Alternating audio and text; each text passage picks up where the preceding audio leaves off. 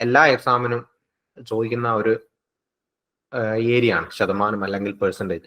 അപ്പൊ നിങ്ങൾക്ക് ഏത് എക്സാം എഴുതുവാണെങ്കിലും എന്ത് ചെയ്യും, മിക്കവാറും ആ ശതമാനം എന്നുള്ളൊരു സംഭവം കാര്യം വരും.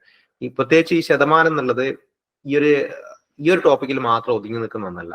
അത് ചിലപ്പോൾ റേഷ്യോ വരുമ്പോൾ അതിൽ വരാം, സ്പീഡ് ഡിസ്റ്റൻസ് വരുമ്പോൾ, അങ്ങനെ എല്ലാ ഏരിയയിലും കാര്യം വരാൻ പറ്റുന്ന ഒരു ടോപ്പിക് കൂടിയാണ് പെർസെൻറ്റേജ്, ശതമാനം എന്നുള്ളത്. അപ്പൊ ഇതിന്റെ ബേസിക് ആയിട്ട് ഒരു ഐഡിയ നിങ്ങൾക്ക് എന്തായാലും വേണം. ജസ്റ്റ് ഇക്വേഷൻ പഠിച്ചിരുന്നാൽ മാത്രം പോരാ, എന്താണ് എന്നുള്ളതും കൂടി ഒന്ന് അറിഞ്ഞിട്ടുണ്ടോ കറക്റ്റ് ആയിട്ട്. അപ്പൊ എന്താ ശതമാനം എന്നുള്ളത് ഞാൻ ആദ്യം സിമ്പിൾ ആയിട്ടൊന്ന് പറയാം. ശതമാനം എന്നുള്ളതാണ് നമ്മളെപ്പോഴും ഇപ്പൊ ചെറിയ ക്ലാസ്സിലൊക്കെ ആണെങ്കിൽ എക്സാം ഒക്കെ കഴിഞ്ഞ് കഴിഞ്ഞാൽ നമുക്ക് മാർക്ക് എത്ര കിട്ടി ചോദിക്കും, സബ്ജക്റ്റിന് എത്ര ശതമാനം മാർക്ക് ഉണ്ടെന്ന് ചോദിക്കാം. അപ്പൊ മാർക്ക് 100-ലാണെങ്കിൽ നമുക്ക് കാൽക്കുലേറ്റ് ചെയ്യാൻ എളുപ്പമാണ്, നമുക്ക് ശതമാനം പറയാം അല്ലെ. ടോട്ടൽ മാർക്ക് 100-ലാണ്, 100-ൽ എനിക്ക് 60 മാർക്കാണ് കിട്ടിയെങ്കിൽ ഞാൻ കറക്റ്റ് ആയിട്ട് എന്ത് പറയും, എനിക്ക് 60% മാർക്ക് കിട്ടിയിട്ടുണ്ട് എന്നുള്ളത് പറയും. ഓക്കെ. ഇനി അഥവാ ഇൻ കേസ് 100-ലല്ല 80-ലായിരുന്നു, ഇപ്പൊ ചില സബ്ജക്റ്റ് ഒക്കെ എത്ര 80-ലാണ് മാർക്ക്. SSLC പരീക്ഷ ഒക്കെ നോക്കുന്നവർക്ക് സബ്ജക്റ്റ് ഒക്കെ ഉള്ളവർക്ക് ചിലത് കാണാൻ പറ്റും 80-ൽ മാർക്ക് വരുന്ന ക്വസ്റ്റ്യൻ പേപ്പർ ഉണ്ട്. അപ്പൊ 80-ലാണെങ്കിൽ 80-ൽ 60 മാർക്ക് കിട്ടിയ ഒരു വ്യക്തി പറയുമോ എനിക്ക് 60% മാർക്ക് കിട്ടി എന്നുള്ളത്? അങ്ങനെ പറയാൻ പറ്റില്ല. അപ്പൊ 80 100 ആവുമ്പോൾ ഈ 60 എത്രയാവുന്നുള്ളതാണ് നമ്മൾ അവിടെ കണ്ടുപിടിക്കേണ്ടത് ശരിക്കും. അതായത് 100-ൽ എത്ര എന്നാണ് ശതമാനം കൊണ്ട് ഉദ്ദേശിക്കുന്നത്. സിമ്പിൾ ആയിട്ട് പറഞ്ഞാൽ അങ്ങനെയാണ്. എന്ത് കാര്യവും 100-ൽ എത്ര എന്നുള്ളത് പറയുന്നതാണ് അതിന്റെ ശതമാനം. ഓക്കെ. അപ്പൊ എനിക്ക് ഇപ്പൊ മാസത്തില് 10,000 രൂപ വരുമാനം ഉണ്ട്. ഓക്കെ, മാസത്തിൽ 10,000 രൂപ വരുമാനം ഉണ്ട്. ഞാൻ അതിൽ 2,000 രൂപ സേവ് ചെയ്യാണ്. അപ്പൊ അങ്ങനെയാണെങ്കിൽ എന്റെ സേവിങ്സ് ശതമാനത്തിൽ പറയുകയാണെങ്കിൽ ഒരാൾക്ക് മനസ്സിലാക്കാൻ എളുപ്പമാണ്.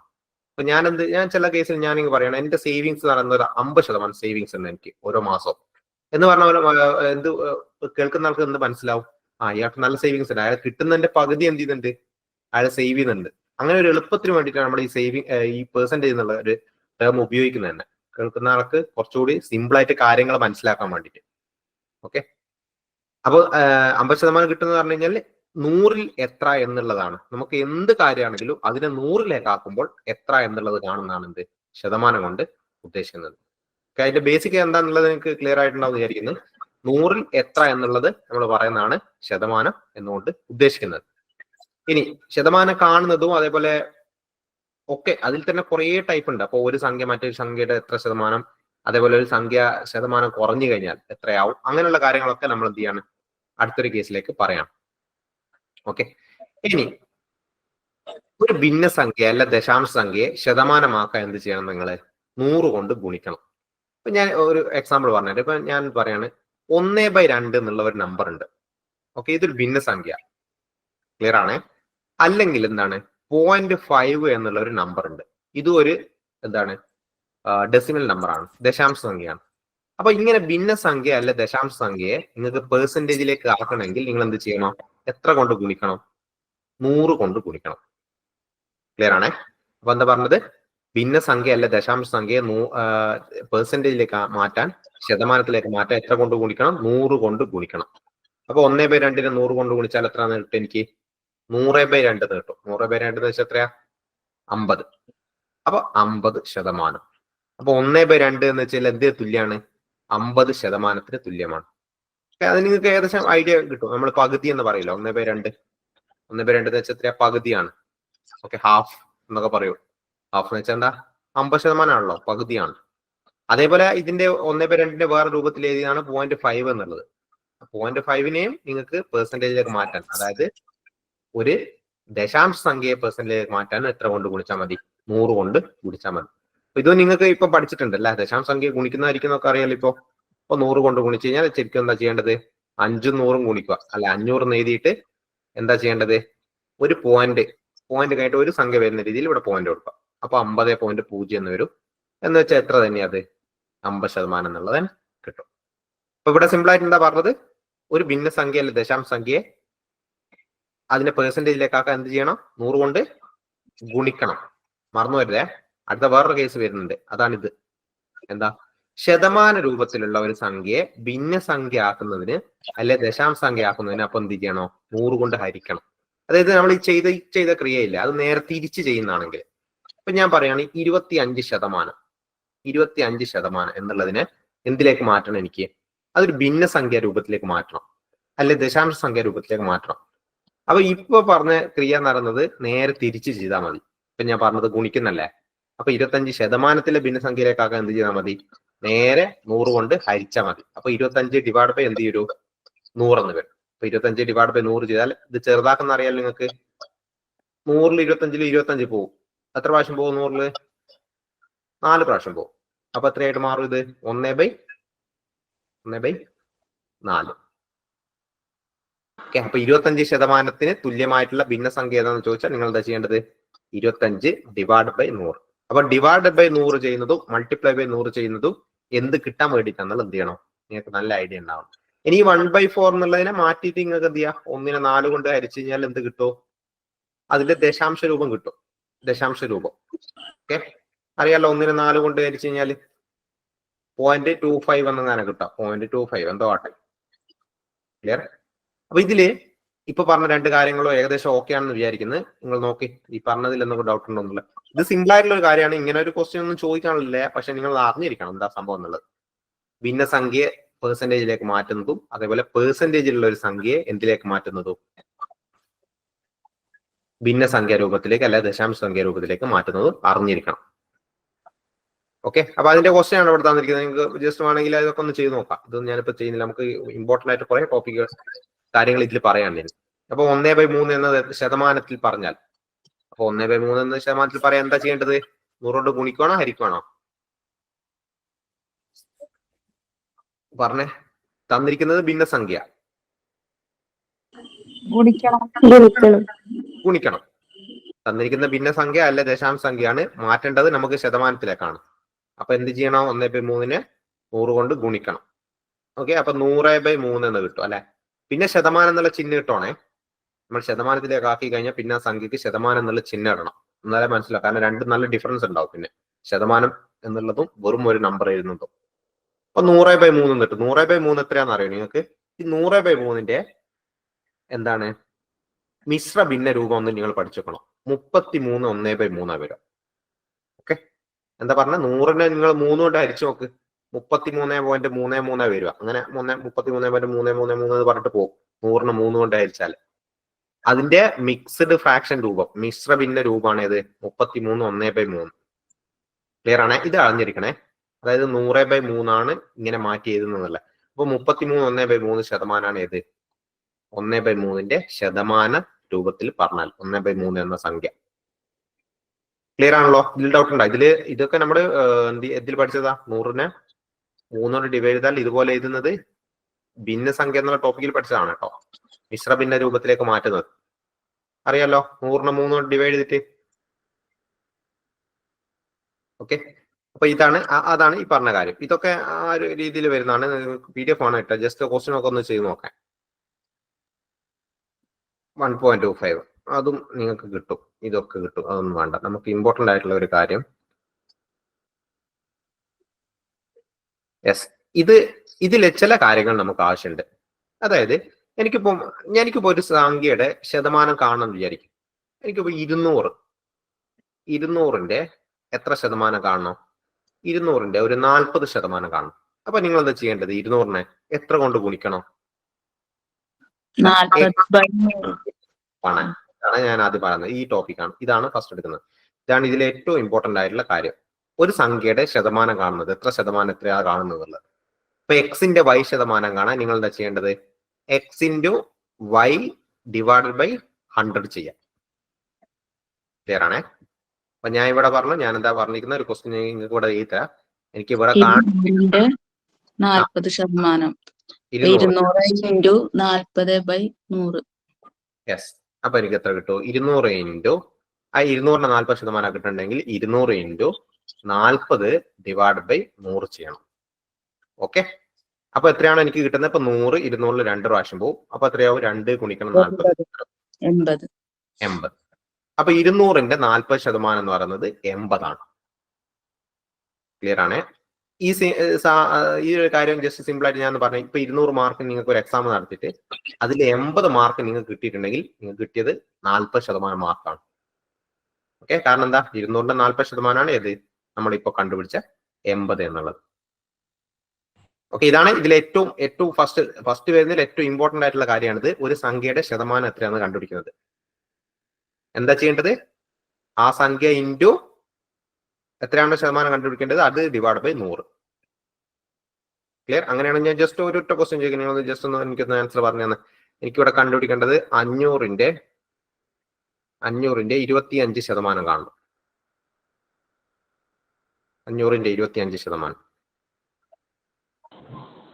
500 ആ, എത്ര ഉണ്ടാവും? 125 അല്ലേ? യെസ്. അപ്പൊ എത്ര ഉണ്ടാവും? 500ന്റെ 25% കാണണമെങ്കിൽ 500 ഇൻറ്റു 25 ഡിവൈഡ് ബൈ 100 ചെയ്യണം. ഓക്കെ, വെട്ടിച്ചെറുതാക്കുന്ന അറിയണേ, അല്ലെങ്കിൽ ഇതുകൊണ്ട് 500 25 നിങ്ങൾ ഗുണിച്ച് പിന്നെ 100 കൊണ്ടായിരിക്കാം എന്നൊക്കെ വെച്ച് കഴിഞ്ഞാൽ വലിയൊരു പ്രോസസ് ആയിരിക്കും. ഇതിൽ 2 0 വട്ടല്ലോ, അതായത് ഹരിച്ചു പോകും. 500നെ 100 കൊണ്ട് ഹരിച്ചു പോയാൽ ബാക്കി 5 ഉണ്ടാവും അവിടെ. അതാണ് ഈ കാണിക്കുന്നത് 5. പിന്നെ 5 ഇൻറ്റു 25 ഗുണിച്ചാൽ എത്ര കിട്ടും? 125 എന്ന് കിട്ടും.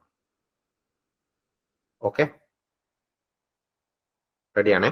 അപ്പൊ ഇതില് നിങ്ങളിപ്പോ മോളിൽ ഒരു ടേബിൾ കണ്ടിട്ടുണ്ടാവും. നമ്മളിപ്പോ വരുന്ന രീതി ഈ ടേബിൾ ചില കാര്യത്തിൽ സിമ്പിൾ ആയിട്ട് കാണാൻ വേണ്ടിയിട്ടാണ്. ഇപ്പൊ 25% കാണാൻ എന്ത് ചെയ്താൽ മതി? നമ്മൾ 25/100 അല്ലേ ഇവിടെ ചെയ്യുന്നത്. ശരിക്കും 25/100 എന്ന് വെച്ചാൽ അതിനൊന്ന് ചെറുതാക്കി എഴുതാൻ നമുക്ക് എങ്ങനെ എഴുതാം? 25/100നെ മുകളിലും താഴെ 25 കൊണ്ട് ഹരിച്ചാൽ താഴെ എത്രയാവും? 1/4. അപ്പൊ 1/4 എന്നാവും. ശരിക്കും 500ന്റെ 25% കാണാൻ എന്ത് ചെയ്താൽ മതി? ശരിക്കും 500നെ എത്ര കൊണ്ട് ഗുണിച്ചാൽ മതി? 1/4 കൊണ്ട് ഗുണിച്ചാൽ മതി അല്ലെ? നമുക്ക് 25/100 കൊണ്ട് ഗുണിക്കണം നിർബന്ധമൊന്നുമില്ല. 1/4 അതിന്റെ ഏറ്റവും ചെറിയ ഫോം. അപ്പൊ 500 × 1/4 ചെയ്താലും എത്ര ആൻസർ കിട്ടൂ? 125 തന്നെ കിട്ടും. ഓക്കെ, അങ്ങനെ പെട്ടെന്ന് ചെയ്യാൻ വേണമെങ്കിൽ നിങ്ങൾക്ക് ഇതിലെ കുറച്ച് കാര്യങ്ങൾ പഠിച്ചു വെച്ചാൽ മതി. അതായത് 25% എന്നുള്ളത് എത്ര ഈക്വല? 1/4 ഈക്വല. അപ്പൊ അങ്ങനെയുള്ള കുറച്ച് കാര്യങ്ങൾ പഠിച്ചു വെച്ചാൽ അങ്ങനെ പെട്ടെന്ന് കഴിയും ചെയ്യാൻ. എപ്പോഴും ഒരു സംഖ്യയുടെ ഈ ഒരു കാര്യം നിങ്ങൾ എപ്പോഴും ഓർത്തോക്കണേ. അടുത്ത പറയാൻ പോകുന്ന ഇമ്പോർട്ടന്റ് ആണ്. ഒരു സംഖ്യയുടെ 100% എന്ന് വെച്ചാൽ ആ സംഖ്യ തന്നെയായിരിക്കും കേട്ടോ. എന്താ ഞാൻ പറഞ്ഞത്? ഒരു സംഖ്യയുടെ 100% എന്ന് വെച്ചാൽ എന്താണ്? ആ സംഖ്യ തന്നെയായിരിക്കും ഉദ്ദേശിക്കുന്നത്. റെഡിയാണേ? അപ്പൊ ഞാൻ നിങ്ങളോട് ചോദിക്കാണ്, 600ന്റെ 100% എത്രയാന്ന് ചോദിച്ചാൽ എത്രയാ? 600 തന്നെയാണ്. ഓക്കെ, ഒരു സംഖ്യയുടെ 100% എന്ന് വെച്ചാൽ എന്താ? 100% വരും. അത് കംപ്ലീറ്റ് ആയിട്ട് വരും. അതെ, അവിടെ കംപ്ലീറ്റ് ആണ് എന്നുള്ള ഒരു അർത്ഥമാണ് അവിടെ വരുന്നത് 100% എന്ന് പറയുമ്പോൾ. അപ്പൊ അത് കംപ്ലീറ്റ് ഉണ്ട് എന്നുള്ളതാണ് അതിന്റെ അർത്ഥം. ഇനി 50%. 50% കാണാൻ നമ്മൾ എന്തുകൊണ്ടായിരുന്നു ഗുണിക്കേണ്ടത്? ആ സംഖ്യയെ 50 ഡിവൈഡ് ബൈ 50/100 കൊണ്ടാണ് ഗുണിക്കേണ്ടത്. അപ്പൊ ഇത് ചെറുതാക്കി കഴിഞ്ഞാൽ ശരിക്കും നിങ്ങൾക്ക് ഇവിടെ കാണാൻ പറ്റും 50 100 2 പ്രാവശ്യം പോകും. അപ്പൊ 1/2 എന്നാണ് വരുന്നത്. അപ്പൊ 50/100 ചെയ്യുന്നതിന് പകരം 50% കാണാൻ ചോദിച്ചാൽ നിങ്ങൾ എന്ത് ചെയ്താൽ മാത്രം മതി? അറിയെങ്കിൽ 1/2 ഗുണിച്ചാൽ മതി. ഓക്കെ, 1/2 കൊണ്ട് ഗുണിച്ചാലും കിട്ടുന്ന എന്ത് തന്നെയാ? ആ സംഖ്യയുടെ 50% അല്ലെ? 1/2 കൊണ്ട് ഗുണിക്കണം എന്ന് വെച്ചാൽ ഉദ്ദേശിക്കുന്നത് എന്താ? അവിടെ പകുതി കാണുന്നതാണ്. അപ്പൊ ഒരു സംഖ്യയുടെ 50% എന്ന് വെച്ചാൽ എന്താ? അതിന്റെ പകുതി. ഇപ്പൊ നിങ്ങളുടെ സാലറിയുടെ 50% എന്ന് വെച്ചാൽ എന്താ? അതിന്റെ പകുതിയാണ്. 1/2 കൊണ്ട് ഗുണിച്ചതിന് തുല്യമാണ് അത്. അപ്പൊ ഇതിലുള്ള ചില കാര്യങ്ങൾ പഠിച്ചു വെച്ചാൽ അങ്ങനെ കുറച്ച് സ്പീഡിൽ ചെയ്യാൻ പറ്റും. അപ്പം ഇതിലെല്ലാം ഒന്ന് പഠിച്ചു വെക്കാൻ ഞാൻ പറയില്ല. ഒന്ന് 50% നിങ്ങൾ പഠിച്ചു വെക്കണം. 25% പഠിച്ചു വെക്കണം. ഓക്കെ, 20. ഏറ്റവും ഇമ്പോർട്ടന്റ് ഇതാണ് 10%. ഒരു സംഖ്യയുടെ 10% എന്ന് വെച്ചാൽ എത്രയാ? 1/10 ആണ്. ഓക്കെ, അത് ഞാൻ ഒന്നുകൂടി പറഞ്ഞുതരാം. ഒരു രീതിയിലും കൂടി നമുക്ക് ചെയ്യാനുണ്ട്. അപ്പൊ നിങ്ങൾ പഠിക്കുന്നതാണെങ്കിൽ ഈ കാര്യങ്ങളൊക്കെ ഇതിലൊക്കെ 1/8 ഒക്കെ പഠിച്ചു വെക്കാറുണ്ട്. നിങ്ങൾക്ക് മാക്സിമം പറ്റുന്നതൊക്കെ ഇതിൽ പഠിച്ചു കഴിഞ്ഞാൽ ഈ 1/3 കൂടി പഠിച്ചു കേട്ടോ. മാക്സിമം പഠിച്ചു വെച്ചാൽ കുറെ കൂടി എളുപ്പത്തിൽ ചെയ്യാൻ പറ്റും ചില കാര്യങ്ങൾ. അപ്പൊ 1/10 കേസ് ഞാൻ ജസ്റ്റ് ഒന്ന് പറയട്ടെ. ഞാൻ നിങ്ങളോട് ചോദിക്കാണ്, പിന്നെ എത്രയാ 700ന്റെ 10% എത്രയാന്ന് ചോദിക്കാണ്. എത്രയാ വരിക? 70. അതായത് 10% കാണാൻ എന്ത് ചെയ്താൽ മതി? ആ സംഖ്യയുടെ അവസാനം 0 ആണ് ഉള്ളെങ്കിൽ എന്ത് ചെയ്താൽ മതി? ആ 0 ഒഴിവാക്കിയാൽ മതി. അപ്പൊ 700ന്റെ 10% എന്ന് പറയുമ്പോൾ നമ്മൾ കാണുന്ന എങ്ങനെയായിരുന്നു? 700ന്റെ 10% 700 × 10/100 ആണ് ചെയ്യുന്നത്. ഓക്കെ, 700ന്റെ 10% എന്ന് വെച്ചാൽ നമ്മൾ ശരിക്കുള്ള മെത്തേഡ് ചെയ്ത് എങ്ങനെയാ? 700 × 10/100. അപ്പൊ ഒരു 0 വിടുന്നു വെട്ടിപ്പോവും. അപ്പൊ എത്രയായിട്ട് മാറും അത്? പിന്നെ 700 ഡിവൈഡ് ബൈ 10 ഈക്വൽ ടു 70 എന്നായിട്ട് മാറും. ഓക്കെ, അപ്പൊ എപ്പോഴും സംഭവിക്കുക ഒരു 10% ചോദിച്ചാൽ എപ്പോഴും സംഭവിക്കുക അവസാനം ഒരു 0 ഉണ്ട്, ആ 0 ക്യാൻസൽ ചെയ്താൽ മതി. അപ്പൊ നമുക്ക് പെട്ടെന്ന് ഒറ്റയടിക്കുന്നത് കിട്ടും, അതിന്റെ 10% കിട്ടും, 70 എന്നുള്ളത് 70 ആണെന്ന് കിട്ടും. ഇനി 0 ഇല്ലെങ്കിലോ ജസ്റ്റ് അവിടെ എന്ത് ചെയ്താൽ മതി, ഒരു പോയിന്റ് ഇട്ട് കൊടുത്താൽ മതി. ഇപ്പൊ ഞാൻ പറഞ്ഞ 620ന്റെ 10% ചോദിച്ചിരിക്കുന്നുള്ളൂ. 620ന്റെ 10% എത്രയാ? 620ന്റെ 10% 62. നമുക്ക് ചെയ്യാൻ നിങ്ങൾക്ക് ശരിക്കുള്ള മെത്തേഡ് അറിയണേ. 10% കാണുന്നത് 620 × 10/100 ചെയ്താൽ എത്ര കിട്ടും? 10% 62 കിട്ടും. ഇനി 10% ചോദിച്ചാൽ വളരെ എളുപ്പമാണ് ചെയ്യാൻ. ഞാൻ പറഞ്ഞു അവസാനം 0 ആണെങ്കിൽ ആ 0 ഒന്ന് വെട്ടിക്കളഞ്ഞാൽ മതി, അപ്പൊ 62 ആണ്. ക്ലിയർ? ഇനി 0 ഇല്ലെങ്കിലോ? 0 ഇല്ലെങ്കിൽ ഒരു പോയിന്റ് ഇട്ട് കൊടുത്താൽ മതി അവിടെ, അവസാനത്തെ സംഖ്യ ഇട്ടു. സാർ നേരത്തെ പറഞ്ഞാന്ന് പറയോ? ഓ നേരത്തെ പറഞ്ഞത് 1/4 500 × 1/4 അതെങ്ങനെയാണ്? 500 × 1/4 വരുന്നത്. ഈ 1/4 എന്ന് പറഞ്ഞാൽ എന്തിന് തുല്യാണ്? 25% തുല്യാണ്. 25% എന്ന് വെച്ചാൽ എന്താ? 25/100 ആണ് ചെയ്യുന്നത് നമ്മളെ, അല്ലെ? 500 × 25/100 അല്ലേ ചെയ്യുന്നത്. അപ്പൊ 25/100 ചെറുതാക്കി കഴിഞ്ഞ് കഴിഞ്ഞാൽ മുകളിൽ താഴെ 25 കൊണ്ട് വെച്ചാൽ 4 എന്ന് കിട്ടും. അതായത് 1/4 ആണ് ഇവിടെ ഇത് വരിക, ഈന്റെ വാല്യൂ. ഓക്കെ, അതുകൊണ്ടാണ് നമ്മൾ ഡയറക്റ്റ് ആയിട്ട് ഒറ്റയടിക്ക് ചെയ്യണമെങ്കിൽ നിങ്ങൾക്ക് എന്ത് ചെയ്താൽ മതി, 500 1/4 കൊണ്ട് ഗുണിച്ച് ഒറ്റയടിക്ക് 125 എന്നുള്ള പെട്ടെന്ന് കിട്ടും. അല്ലെങ്കിൽ ഇത് വെട്ടി ചെറുതാക്കിയിട്ട് എന്ത് ചെയ്യണം, മാറ്റിയതാണ്. വേറെ ഒരു ട്രിക്കി മെത്തേഡിൽ ഉപയോഗിക്കുന്നതാണ്, ഒന്നുമില്ല, സിമ്പിൾ ആയിട്ട് അറിയെങ്കിൽ ആ രീതി ചെയ്താൽ മതി. ഇനി ഇതില് ഞാൻ പറഞ്ഞു, ഇപ്പൊ 0 ഇല്ലാത്ത കേസാണെങ്കിൽ, 0 ഇല്ലാത്ത കേസാണെങ്കിൽ ഇപ്പം 722ന്റെ 10% കാണുമെന്ന് വിചാരിക്കും. എന്തുകൊണ്ടാ? 0 ഇല്ലാത്തതുകൊണ്ട് നമുക്ക് 0 വെട്ടിക്കളയാണെന്നില്ല, ജസ്റ്റ് ഒരു പോയിന്റ് ഇട്ട് കൊടുക്കാം അവിടെ, ഒരു സംഖ്യ മാത്രം വെച്ചിട്ട്. അപ്പൊ എത്ര കിട്ടും? 72.2. നേരത്തെ ഒക്കെ പോയിന്റിന്റെ തൊട്ട് 0ന്റെ തൊട്ട് മുന്നേ പോയിന്റ് ഇടുന്നതാണ് നേരത്തെ ഒക്കെ ചെയ്യുന്നത്. അതായത് 10 കൊണ്ട് ഹരിക്കുമ്പോ എന്ത് ചെയ്യുന്നുണ്ട്, ഒരു 0 പോയിന്റിന് ശേഷം 0 മാത്രമാണെങ്കിൽ നമ്മൾ ആ 0 ഒഴിവാക്കി കളയും. അങ്ങനെയാണ് ഇവിടെ 62 കിട്ടുന്നത്.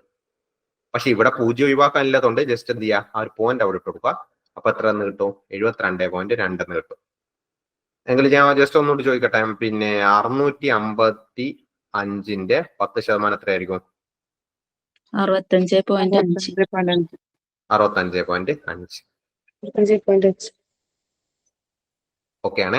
ഇപ്പൊ 10% കാണുന്നത് കിട്ടി. ഇനി 100% കാണുന്നത് ഇതേ സംഭവം തന്നെ, ജസ്റ്റ് എന്ത് ചെയ്യുക, 100% 1% കാണുന്നത്, 100% 1% കാണുന്നത് ഇതേ സംഭവം തന്നെ എന്ത് ചെയ്യുക, ലാസ്റ്റ് 2 0 ഉണ്ട്, 2 0 വെട്ടിക്കളയാം. 0 ഒന്നില്ലെങ്കിൽ 2 സംഖ്യ വരുന്ന രീതിയിൽ പോയിന്റ് ഇട്ട് കൊടുക്കും.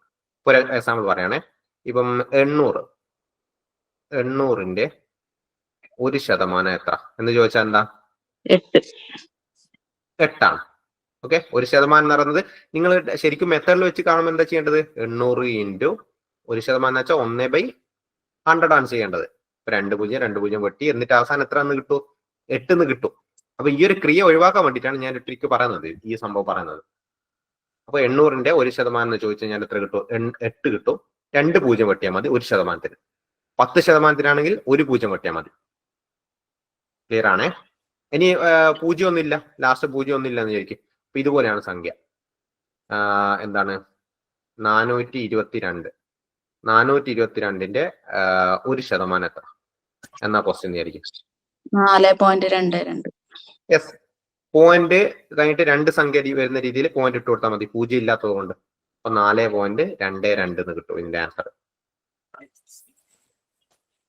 ഓക്കെ, ഈ പറഞ്ഞത് ക്ലിയർ ആണെന്ന് നോക്കിയാൽ നിങ്ങൾ ഇതുവരെ പറഞ്ഞ ഈ 1% 10% നമുക്ക് വേഗം കണ്ടുപിടിച്ചാൽ പിന്നെയുള്ളൊക്കെ കുറെ കൂടി പെട്ടെന്ന് ക്രിയ ചെയ്യാതെ കണ്ടുപിടിക്കാം. അങ്ങനെ ഒരു ഗുണമുണ്ട്.